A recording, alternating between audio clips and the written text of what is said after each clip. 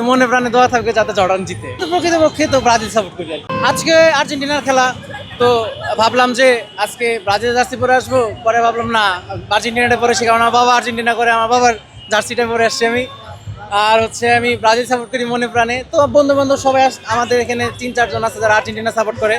তো আর্জেন্টিনা জার্সিটা পরে এসে ওদেরকে বিনোদন দেওয়ার জন্য আর কি আসলাম আর কি। কিন্তু মনে প্রাণে দোয়া থাকবে যাতে জর্ডান জিতে, আর্জেন্টিনা হারে।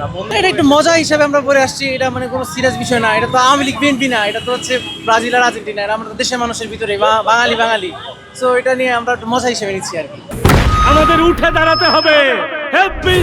স্পিড সকল অন্যায়ের বিরুদ্ধে রুখে দাঁড়ানোর এনার্জি পার্টনার। আজকে সাপোর্ট মন থেকে করলে আর্জেন্টিনাকেই করবো, যে আর্জেন্টিনা জিতুক।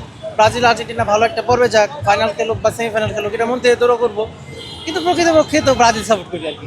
আমার এই প্রতিদ্বন্দ্বী রেসটা নেই কেন, কারণ ব্রাজিল আর্জেন্টিনা যে নিয়ে যে আমরা তো মাতামাতি করার অনেক কারণ আছে।